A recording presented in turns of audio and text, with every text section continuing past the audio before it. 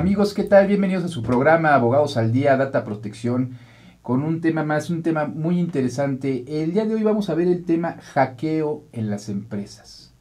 Y para esto tenemos a nuestro invitado, bueno, ustedes ya lo conocen, se podría decir que es de casa, es un excelente amigo y uno de los mejores hackers, o estaría entre los dos, yo creo, mejores a nivel nacional, no sé si uno o dos, no sé, no soy experto en la materia, pero sí les puedo decir que es un gran profesional, uno de los mejores expertos en la materia, hacker certificado ético en varios países, excelente conferencista, tiene más de 25 años de experiencia, ha estado al frente de proyectos de gran relevancia como el diseño, creación y dirección del Security Operations Center, SOC, el Computer Emergency Response Team, el Laboratorio Forense y Obtención de Certificaciones ISO-IEC 27001 e ISO-IEC 22301.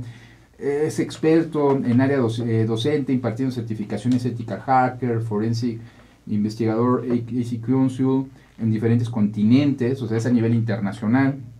Es reconocido dentro del Círculo de Excelencia como uno de los mejores instructores a nivel mundial. Es director ejecutivo de Nautilus Security Group. Y miren, aquí me puedo otros 10 minutos hablando de la experiencia de nuestro gran invitado, nuestro muy buen amigo Jesús Consuelos García. ¿Qué tal? ¿Cómo estás, mi estimado Jesús? Muy bien, Mario. Muchas gracias nuevamente por la invitación. No, pues ya sabes que es tu casa y nos da muchísimo gusto que nos acompañes porque, miren, estos temas de tecnologías de la información, como tú bien sabes que es data protección, lo más importante, lo que vemos aquí, la temática, pues son los delitos informáticos y la protección de los datos personales. Yo he pasado durante todos los programas, soy fiel creyente de costumbres que ya están muy arraigadas en Europa, que ya los abogados al día de hoy pues tienen que estar acompañados siempre de un ingeniero, como es tu caso, porque todos los aspectos legales que manejamos, o la mayoría de ellos, pues ya todos pasan por medio de las tecnologías de la información y en algún momento dado, pues hay que tomar de la mano la experiencia o nos tiene que guiar algún ingeniero en estos temas, pero tú ya nos los explicarás un poco más a fondo dentro del programa.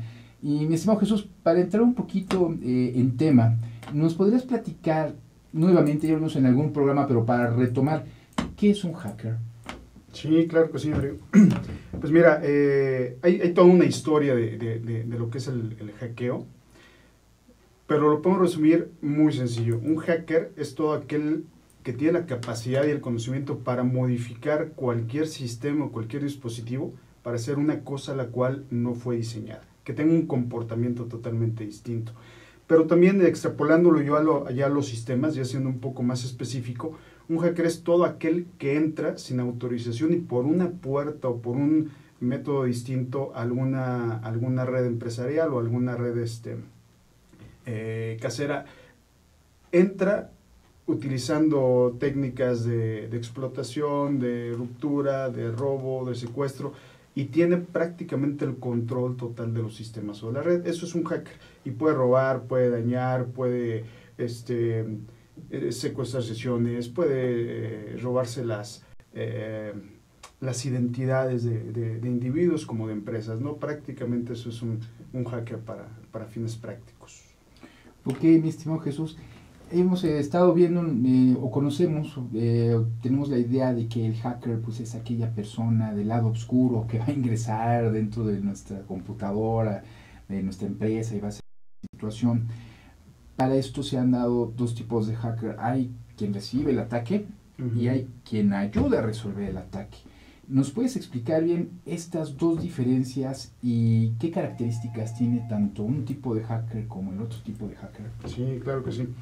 Mira, el hacker, digo, es para lo que, como te decía, para fines prácticos, como todo mundo lo conocemos, es aquel que irrumpe en algún sistema, ¿no?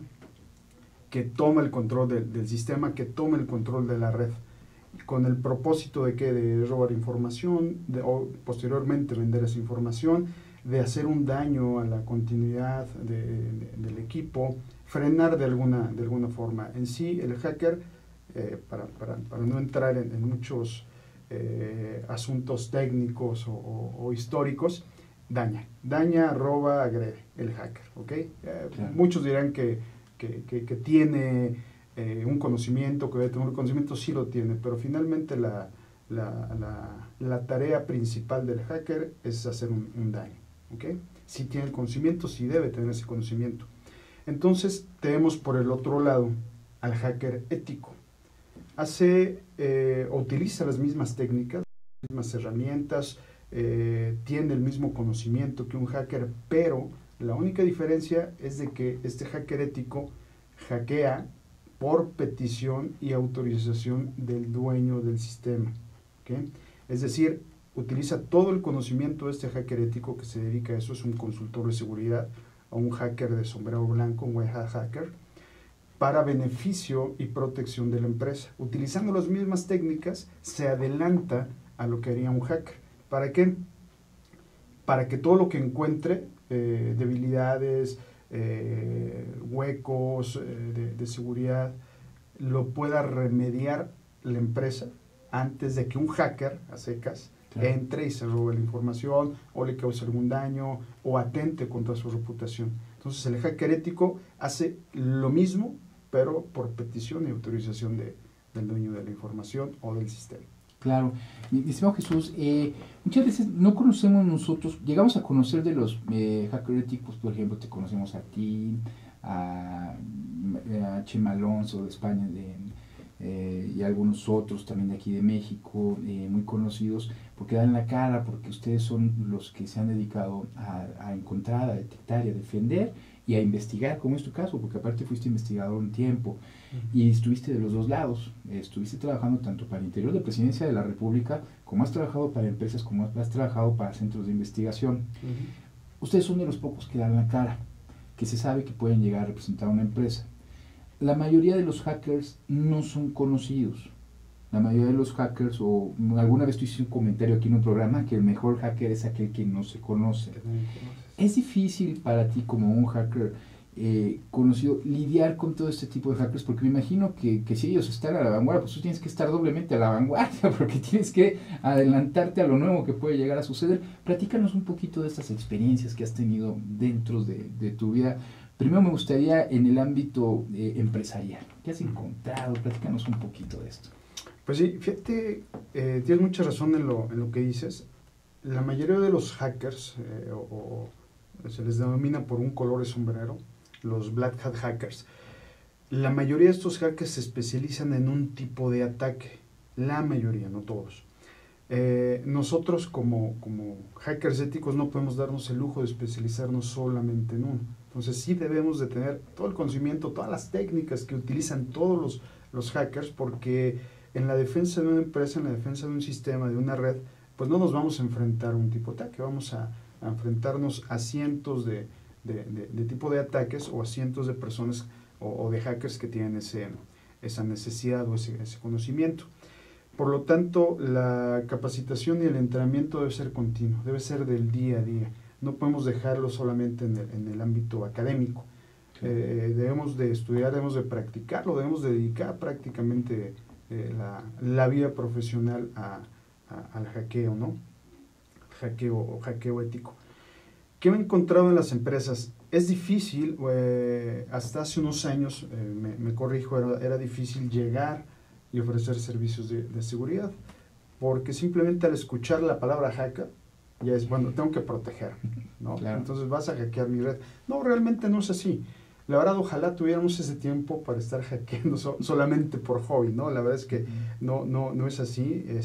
Estaríamos yendo en contra de lo que nosotros estamos tratando de explicar, de que eso hace solamente con permiso y con autorización del dueño del sistema. Entonces no podríamos hackear solamente por diversión. Entonces, hasta hace unos años era difícil llegar a una empresa con el estandarte de hacker. Es por eso que se venden como servicios de seguridad, de consultoría. Es todavía un poco más difícil porque cuando llaman o tienen la conciencia de que necesitan servicios de profesionales de seguridad es porque ya algo ocurrió. Claro. ¿Okay? Ya perdieron datos, ya les secuestraron su identidad, ya les cifraron su información, ahora piden rescate, entonces la labor se complica un poco más. Entonces es ahí donde el hacker además tiene que tener el conocimiento, o debe de valerse del conocimiento de investigador forense en delitos informáticos. Y posterior a la resolución del hueco de seguridad, a la investigación forense, o a la par, viene precisamente el acompañamiento legal. Tenemos que tomar alguna acción, ¿no? Y son N casos de empresas donde pues han tenido que pagar en ocasiones miles de dólares o millones de pesos para recuperar su información, para recuperar su identidad, para detener los ataques contra su prestigio, con la credibilidad o contra la confianza, muchas veces de hackers internos, que en el argot les llamamos insiders, que son los más peligrosos, porque no tienen que hacer ninguna evasión de los sistemas de seguridad perimetral, porque están dentro. Entonces, tienen el conocimiento del negocio, tienen el conocimiento tecnológico, y están dentro de la empresa. Entonces, yo creo que el 80% de los casos de hackeo en empresas se da por gente interna, Mario. Por gente interna. Mira, que tocaste un punto muy importante, que hablas del aspecto legal que tiene que ir acompañado. Como comenté en un principio del programa, ya es el día de hoy un despacho de abogados, si no está actualizado, si no hay por lo menos un ingeniero experto en el tema o tienen contacto con alguno que los pueda acompañar en alguna situación. Porque la Ley Federal de Protección de Datos Personales en posesión de particulares nos indica que es obligación de las empresas contar con ciertos principios. Uno de estos principios es el principio de responsabilidad. Y estamos hablando de una autoridad que es el INAI, que tiene el poder de sancionar a una empresa. Y se tiene una ley que se debe cumplir. El principio de responsabilidad nos marca que se tiene que cumplir con el principio de seguridad, de responsabilidad, en el cual viene la seguridad interna de la empresa. Es decir, debemos contar con adecuados niveles de seguridad, como es tener protegidos los datos, tener antivirus, tener una estructura donde tenemos los datos, cómo se van a tener bien protegidos para que no se vayan a perder, etcétera, que en esto interviene 100% un ingeniero, un experto como tú en tu caso. Y viene el otro lado, el aspecto legal, porque debe estar el abogado para dar fe de lo que se está realizando, no como un fedatario público, sino poder estructurarlo y hacer los documentos legales de privacidad para poder cumplir con este principio. Ahí estamos dando la mejor muestra de que todas las empresas de prestigio pues deben cumplir, ya no solamente con el acompañamiento, tengo a mi ingeniero en sistema, no, tienen que tener un ingeniero especialista en estos temas de seguridad que trabaje de la mano con un abogado, en este caso pues un abogado informático o especialista en protección de datos, para de la par hacer un documento de seguridad que cumpla con el principio de responsabilidad, ya que en caso de una visita de inspección por parte de la autoridad, pues pueden ser acreedores a una sanción si no es que no cumplen con este principio. Pero ese era un punto que quería comentar al respecto y que en algún momento pues ya lo hemos trabajado juntos, mi estimado Jesús. El otro, Jesús, me gustaría dentro de toda la experiencia que tienes y que yo conozco, que le platicaras un poco a nuestros televidentes de los delitos informáticos más presentes que se han llegado a dar, a lo mejor un poquito generalizándolos, uno por uno en las empresas. ¿Qué es lo que más comúnmente tú has encontrado en México en las empresas? Pues mira, tendremos que hablar en temporalidades, vienen por olas. No quiere decir que se vayan excluyendo en los tiempos los ataques previos, pero actualmente, en estos momentos, uno de los principales delitos que se están cometiendo es el ransomware.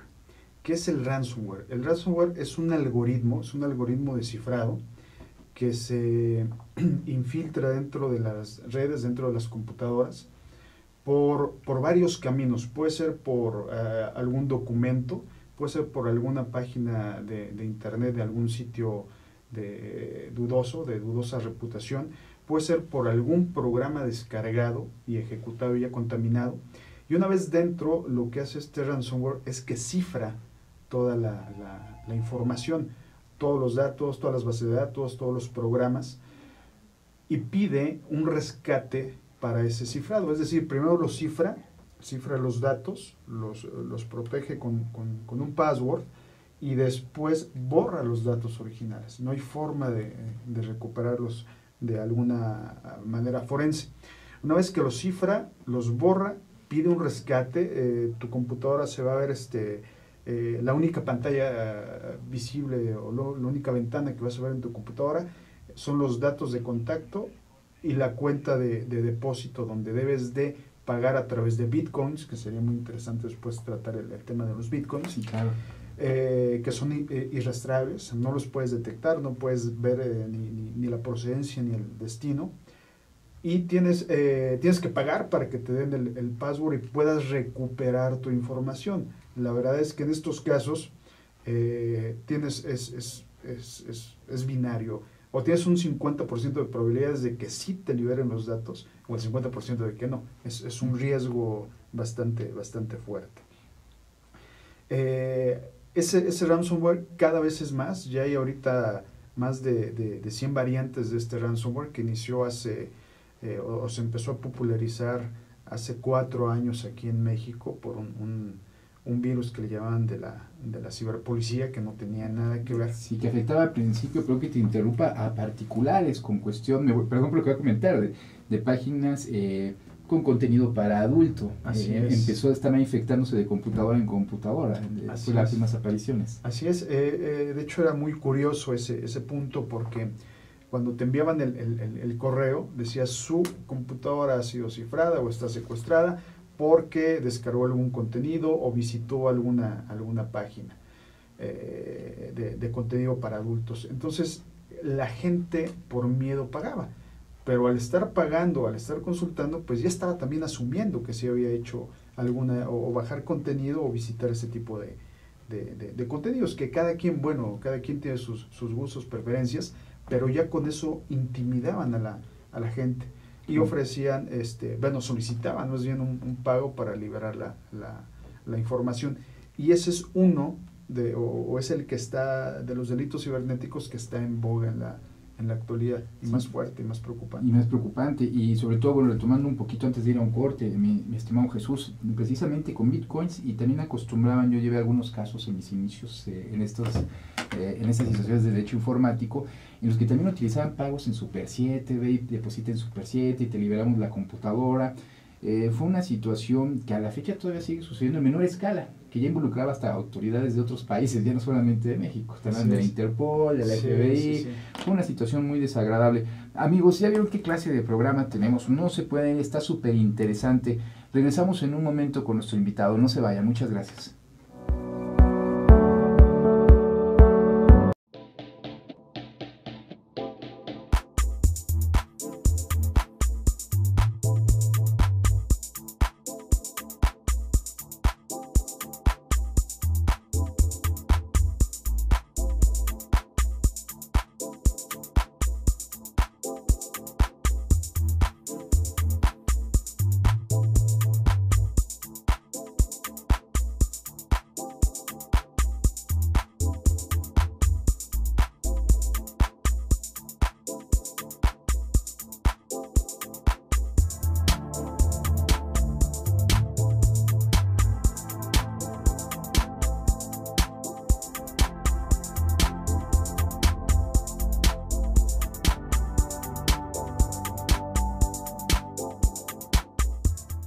Ruiz Robles, corredores públicos y peritos traductores. Trabajamos para darles seguridad, confianza y un servicio profesional en sus asuntos relacionados a fe pública, valuación, arbitraje comercial, asesoría jurídica y traducciones.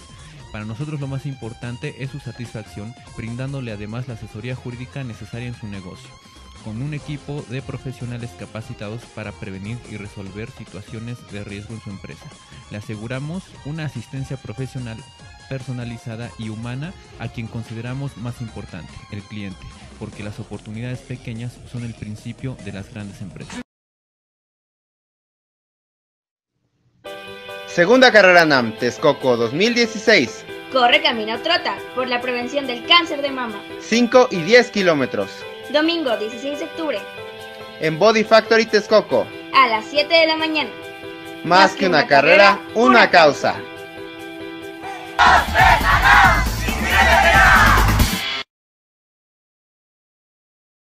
Conferencista internacional, experto en temas empresariales, experiencia de 18 años en empresas multinacionales, entrena ejecutivos vendedores y empleados de 62 empresas multinacionales. Conductor del programa Líderes en Acción en Astele.tv. Ha brindado más de 2.500 conferencias en México, Centro y Sudamérica. Orador profesional y campeón nacional de oratoria. Considerado el comunicador del año. Gildardo Avendaño.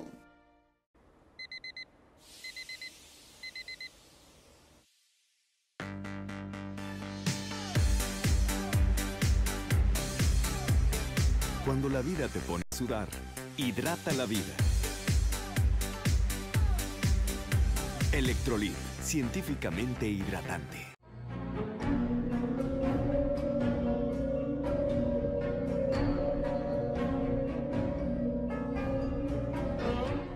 Rosso Fragola. Arte en fresa que seduce tus sentidos.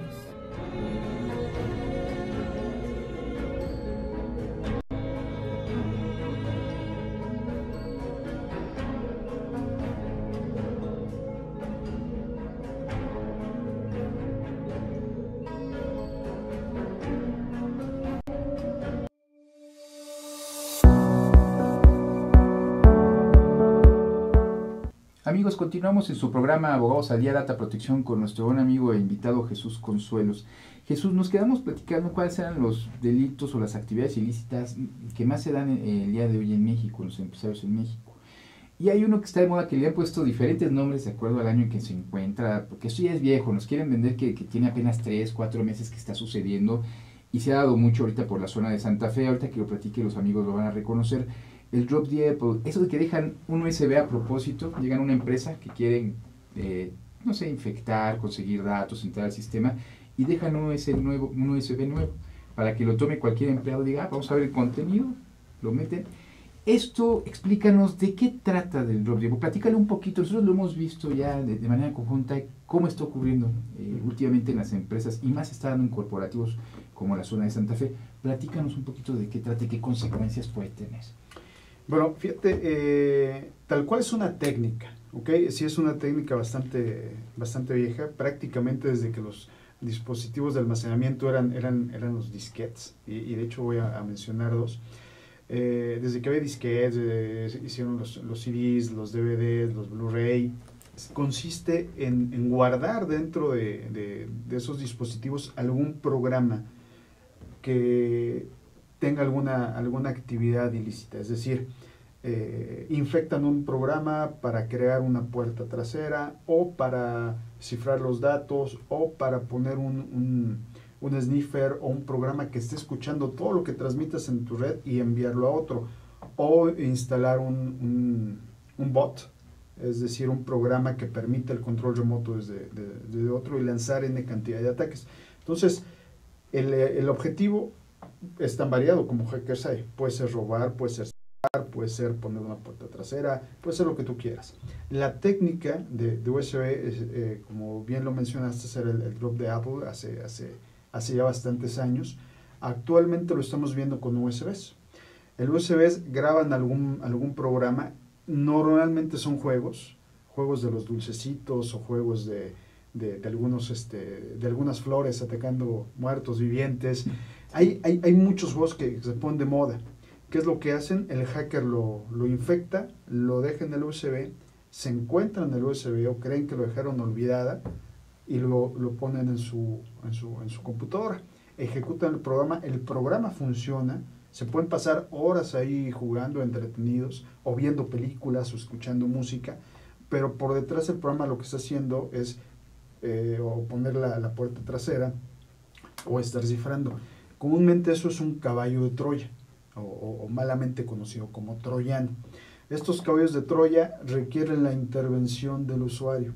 Es decir, ya la mayoría de los sistemas operativos, al insertar un USB, ya no ejecutan automáticamente el contenido. El usuario tiene que ubicar el programa y darle doble clic, o al menos darle a aceptar a lo que esté ejecutando el programa. Hay una variación de esta técnica que ahora se llama USB Killer, que es un dispositivo USB, pero ya modificado electrónicamente para que al insertarlo cause algún corto o algún desperfecto físico ya en la computadora. Había ya yéndome muchos años atrás en los anales de la historia de la informática, en los disquetes la técnica que usaban era ponerle fósforo. Entonces pegaban fósforo al disquete, y cuando el disquete era introducido y empezaba a leer, pues esto generaba una fricción e incendiaba el equipo de cómputo. No llega ahorita el USB, pero sí el USB te daña pues la tarjeta madre, ¿no? El motherboard del dispositivo donde están insertando. Entonces, simplemente hay variaciones, son técnicas, pero el objetivo finalmente es ejecutar un programa malicioso. Claro. ¿Y qué te va a hacer ese programa malicioso? Lo que al hacker haya tenido a bien pensar o el objetivo que tenga es de robo de información. Prácticamente todo se resume a eso, Mario. El robo de la información para una venta posterior, que también, como te decía, de los ataques, los objetivos también van cambiando, ¿no? Inicialmente los hackers tomaban o entraban a los sistemas como un objetivo, como tener un premio, tener un incentivo de que habían logrado penetrar un sistema. Posteriormente fue el daño, ¿ok? No voy a tenerlo solamente como un trofeo, sino que también voy a causar algún daño dentro de la red. Después fue, y te hablo por olas, no se están excluyendo los otros ataques, sino conforme las estadísticas van hablando. Después del daño era la negación o denegación de servicio, es decir, no vas a dar un servicio empresa, aunque quieras, yo voy a saturar tus redes para que no se pueda ofrecer el servicio que está brindando. Pero actualmente el objetivo es robo y venta de información. Prácticamente todo se va a eso y las técnicas se van haciendo cada vez más complejas, los hackers se van especializando a la vez o a la par de que nosotros como empresas vamos adquiriendo o vamos apropiándonos más de la tecnología. Entonces, entre más tecnología tenemos, es más el abanico de posibles ataques que podemos sufrir. Se está muriendo realmente, bueno, ahorita no se encuentra con nosotros Ivonne Joaquín, coproductor y co-conductor de este programa. Tuvo una situación de fuerza mayor, por cierto, no te he mandado a saludar. Saludos, Joaquín, estará por nosotros la próxima semana. Claro. Él nos comenta siempre en los programas, nos habla precisamente esto de que pueden llegar a sufrir ataques las páginas, habla mucho de la protección de la página web, y platicábamos en alguna ocasión él y yo que efectivamente ya casi no se da de saturar la página, pero hemos notado que se sigue dando en el ámbito de gobierno, por ejemplo, cuando hay cuestión de elecciones, etcétera, sí acostumbran todavía en esos, como saturar la página, esas antiguas prácticas. Y ahora que me recordabas cómo iniciaron estos ataques, ven un poco a la prehistoria, como le dirían los chavos. Sí, yo me acuerdo que los primeros hackers no era el objetivo económico, era vulnerar al FBI. Yo conocí a alguna persona que vulneraba los teléfonos para poder hablar a un hacker sin necesidad de poner la monedita. Claro. Y supe de otros que vulneraban cajeros automáticos. De hecho, ese tipo de conocimiento es lo que, y tantos años en la CAM fue lo que me fui inmergiendo en este tema. Entonces, muy buenos recuerdos. Y qué bueno que le comentas, porque para poder entender el presente, es necesario conocer el pasado. Claro. No solamente qué está sucediendo, bueno, pero cómo empezó esto, ¿no? Tiene una razón. Estimado Jesús, esta práctica está dando, yo sé que son 2 de tantas más que se están dando. Platícanos de algún otro delito que tú veas que se esté iniciando en estos momentos, o que no que esté iniciando, que se esté también dando de manera más continua en los momentos en los que vivimos. Bueno, hay uno que es también está muy fuerte, está dirigido para sector bancario, que sí, el sector bancario, que es el ataque a los cajeros automáticos. Okay, sí. Ese es la cúspide, o es el objetivo ya de todos los hackers, porque si bien están vulnerando sistemas para robar información y venderla, obtener un beneficio económico, al estar atacando a los cajeros automáticos no tienen que hacer este proceso de compra o de adquisición y venta de la información, se van directamente al efectivo. Entonces, aprovechándose de algunas vulnerabilidades de los sistemas operativos de cajeros, del sistema que opera los cajeros automáticos, de malas implementaciones dentro de las tarjetas o de la banda magnética o incluso del chip, que por cierto México es de los primeros, si no el primer país donde se dio el delito de clonar ya un chip.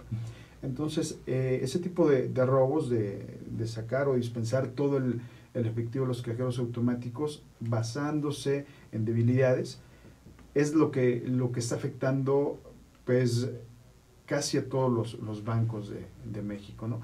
Y es tan compleja la técnica que mediante conexiones que hacen a través de dispositivos Bluetooth, el hacker cabeza, por decirlo, o por llamarlo de alguna forma, instruye a gente que va a sacar el dinero, le manda un código vía SMS, inserta ese código mediante alguna manipulación especial de la configuración del cajero y empieza a dispensar el dinero.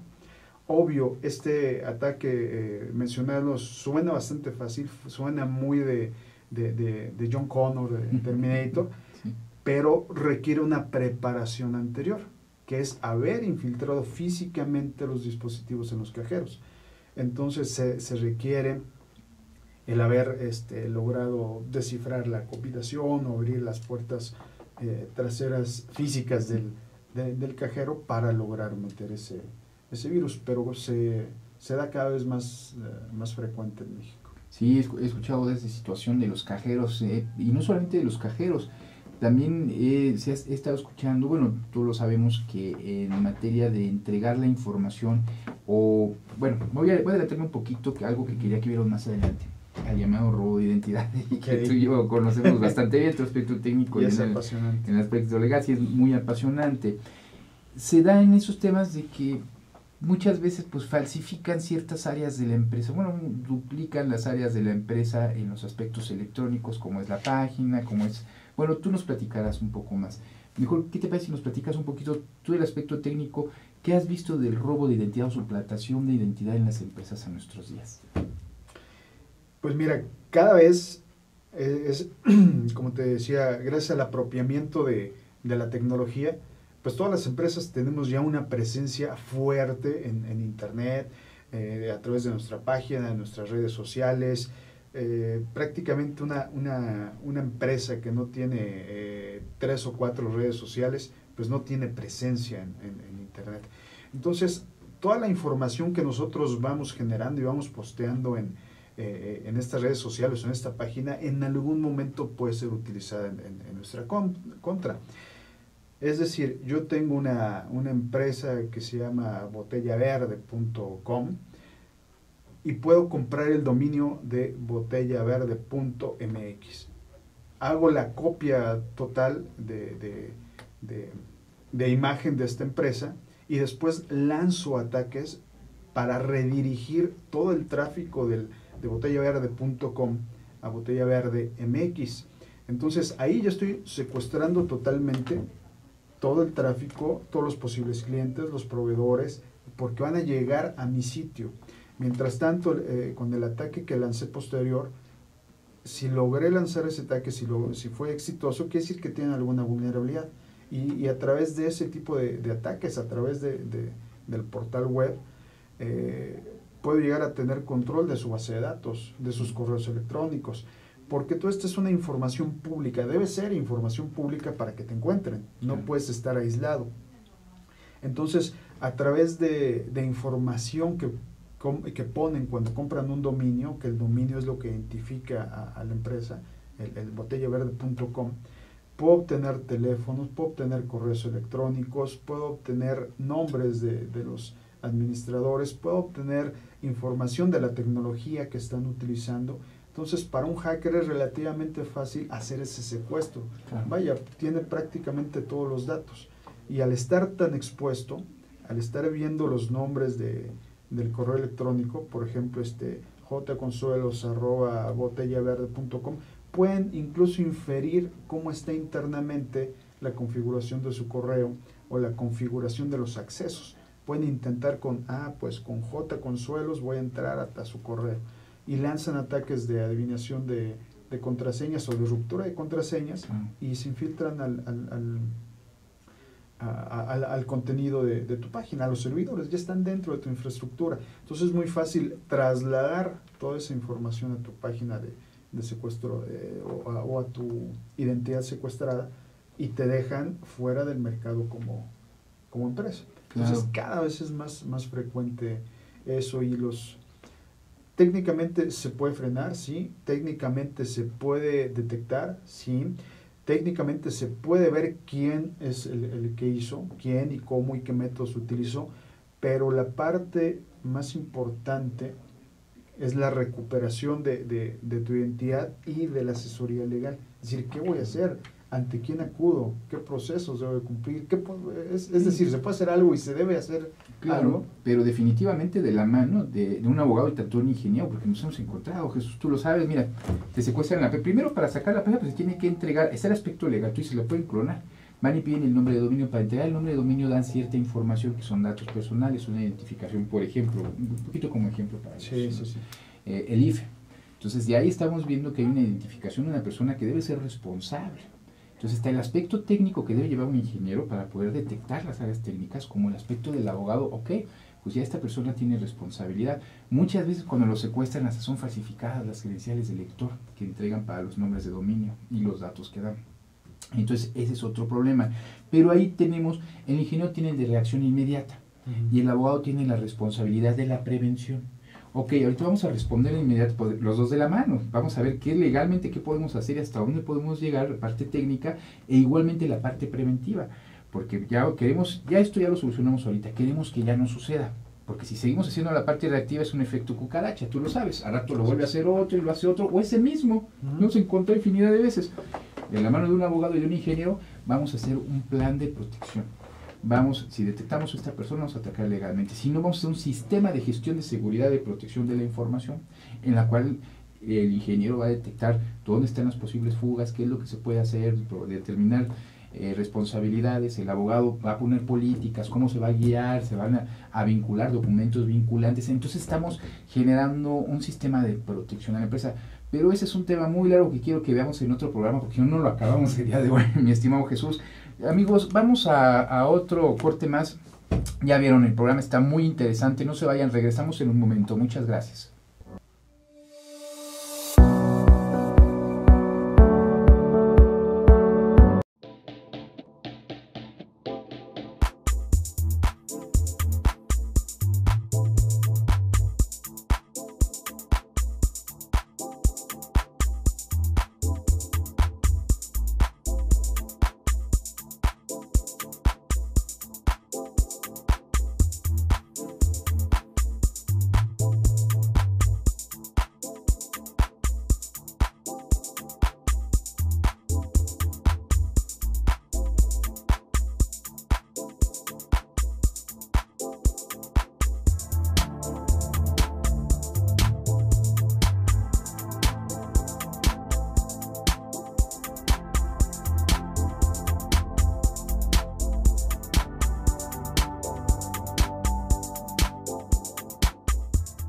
Ruiz Robles, corredores públicos y peritos traductores. Trabajamos para darles seguridad, confianza y un servicio profesional en sus asuntos relacionados a fe pública, valuación, arbitraje comercial, asesoría jurídica y traducciones.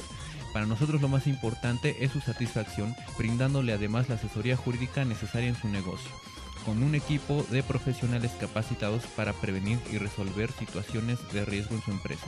Le aseguramos una asistencia profesional personalizada y humana a quien consideramos más importante, el cliente, porque las oportunidades pequeñas son el principio de las grandes empresas. Segunda carrera NAM Texcoco 2016. Corre, camina o trota por la prevención del cáncer de mama. 5 y 10 kilómetros. Domingo 16 de octubre. En Body Factory Texcoco. A las 7 de la mañana. Más que una carrera, una causa.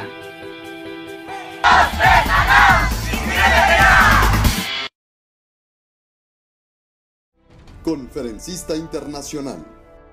Experto en temas empresariales. Experiencia de 18 años en empresas multinacionales, entre ejecutivos vendedores y empleados de 62 empresas multinacionales. Conductor del programa Líderes en Acción en Astele.tv. Ha brindado más de 2.500 conferencias en México, Centro y Sudamérica. Orador profesional y campeón nacional de oratoria. Considerado el comunicador del año. Gildardo Avendaño.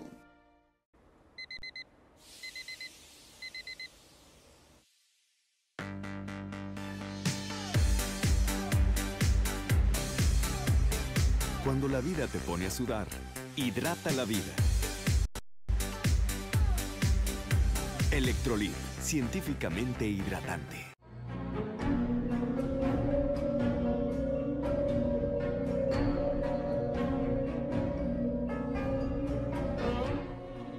Fragola.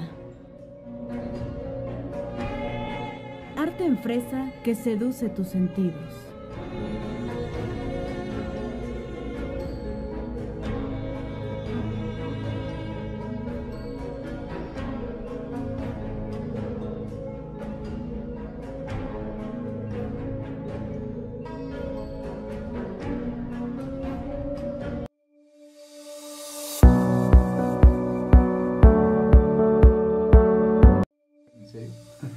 Amigos, seguimos en su programa Abogados al Día, Data Protección, con nuestro buen amigo Jesús Consuelos. Ya vieron que interesante el programa. Jesús, hay una parte, ya vimos delitos, ya vimos robo de secuestro, bueno, robo de identidad, perdón, el secuestro de algunos tangibles de la empresa, como la página web, las computadoras, pero me gustaría tocar también un punto muy importante, el sistema de monitoreo, porque, como comentaba en un principio, la Ley Federal de Protección de Datos Personales en posesión de particulares se basa en ciertos principios, y uno de ellos, el más importante, es el principio de responsabilidad, en el cual nos dice que todas las empresas están obligadas a tener niveles de seguridad, de prevención, de protección de la información, de datos. Pues de datos estamos hablando de todos tipos, porque los datos personales pues se encuentran todos en la red de las computadoras, pero también los datos económicos, comerciales, todos los activos más importantes de una empresa. Para lo cual es necesario pues las empresas estar monitoreando, escaneando, no sé cómo podría decirlo. ¿Nos podrías dar algún consejo o platicar cómo pueden las empresas cumplir con este principio de responsabilidad que marca la ley? Sí, claro que sí. Mira, hay varias acciones que deben de estar ejecutando dentro de las empresas. Uno es el monitoreo. El monitoreo, te comentaba que el 80% de los casos de robo de información se da en el interior de las empresas. ¿Cómo es que debemos estar nosotros monitoreando?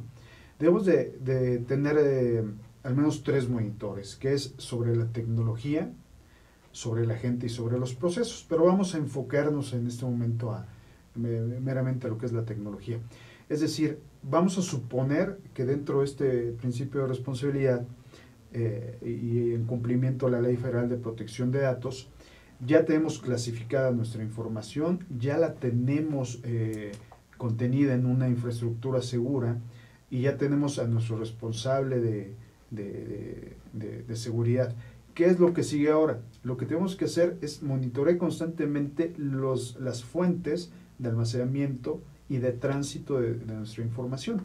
Es decir, debemos de poner sensores, debemos de poner detectores de intrusos, debemos de poner controles de acceso, y todo esto monitorearlo. Si basado en la operación de nuestra empresa, lo ideal sería tener un monitoreo de 24/7, pero si no lo hacemos un monitoreo automático, ya sea el 8/5, durante los días operativos, y tener las horas posteriores un monitoreo automático. Es decir, ¿qué va a estar monitoreando? Uno, ¿quién accede a mi información, a mis bases de datos?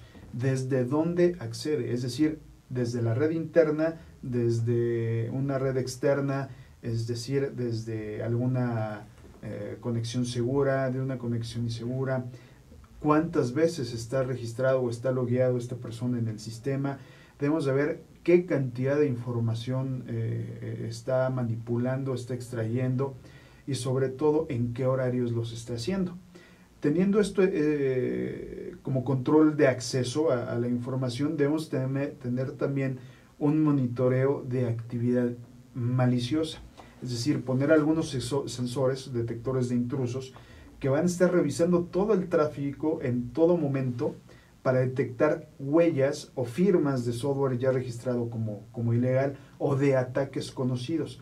Estos 2 monitoreos, tanto de la actividad de acceso a la información como de la actividad que esté transmitiéndose en la red que llegue desde un origen externo, nos va a dar, pues si no la seguridad total, sí nos va a dar ya al menos un monitoreo, una capacidad de acción y de reacción prácticamente inmediata. Entonces, estos sensores, llamados también detectores de intrusos, IPS, o a través del monitoreo de tráfico de la red, debe ser analizado obviamente por un experto. Es decir, no hay una herramienta que te diga este es el malo y protégete de esto. Todo eso se tiene que hacer un análisis de todo ese comportamiento, una interpretación, y obviamente alineado a la estrategia o al core de la empresa. Es decir, oye, yo estoy viendo un ataque que va en contra del uso de la página de internet.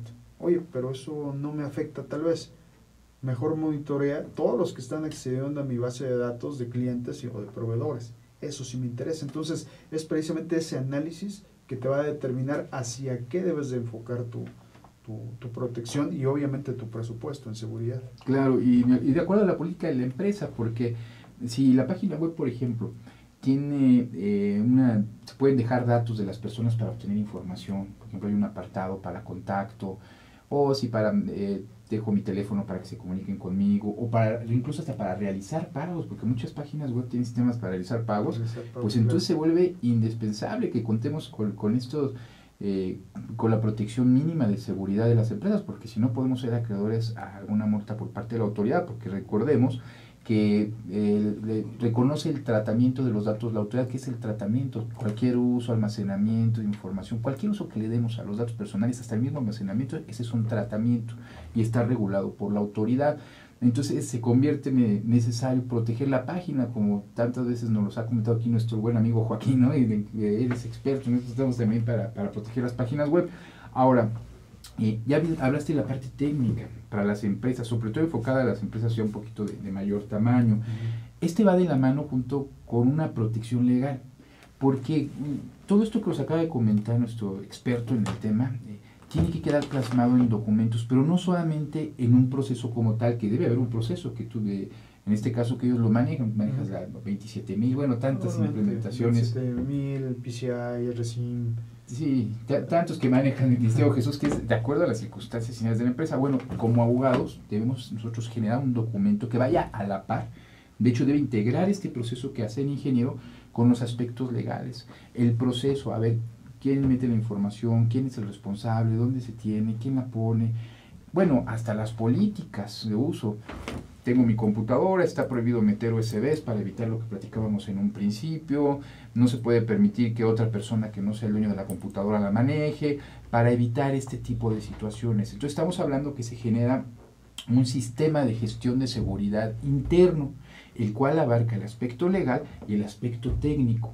¿Para qué lo necesitamos? Muy sencillo, para dar cumplimiento a la Ley Federal de Protección de Datos, pero sobre todo para dar buena imagen a la empresa, porque recordemos que las empresas, ya lo más importante no es cuánto vendes, qué tan barato, qué tan rápido, no, es la imagen de seguridad que damos, porque en esta época el comercio electrónico lo que más nos da es la imagen que da la empresa, la certidumbre que damos para poder ofrecer un producto de calidad, seguro, y que los datos personales que nos entregan y los datos en general de la seguridad los estamos resguardando de buena manera. ¿Estás de acuerdo, mi estimado Jesús? Así es.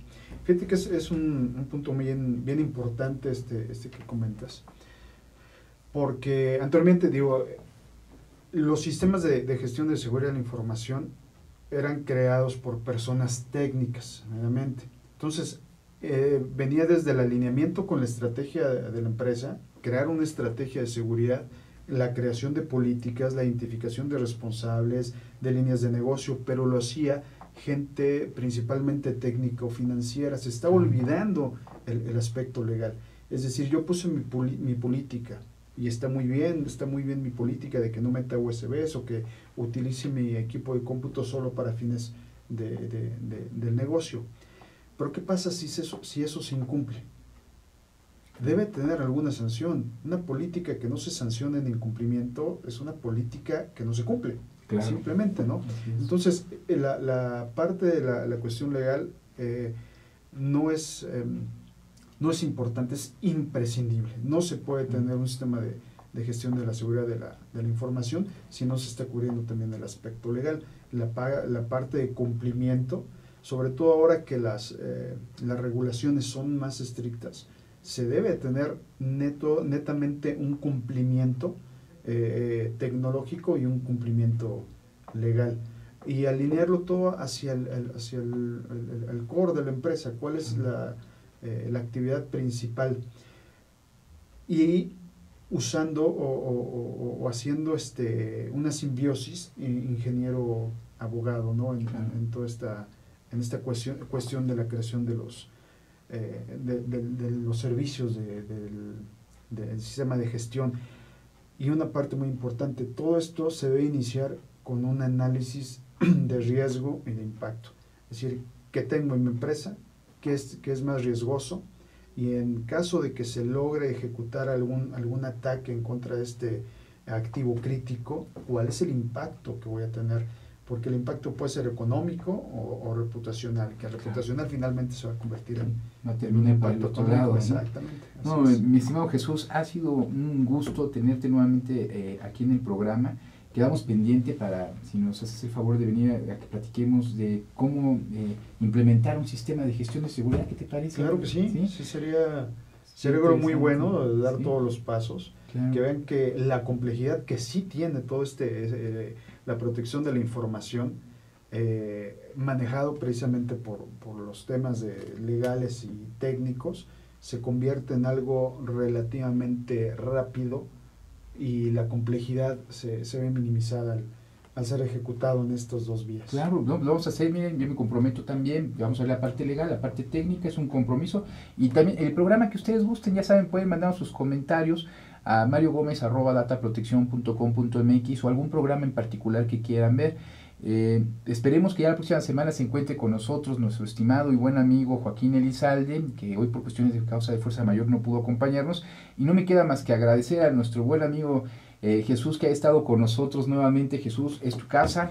Mario, muchas gracias por la invitación nuevamente, y tú sabes que cuentas conmigo en cualquier momento. Lo sabemos, muchas gracias. Muchas gracias a ustedes, amigos, por habernos acompañado. Les agradecemos mucho, nos vemos la próxima. Que tengan buenas tardes, hasta luego.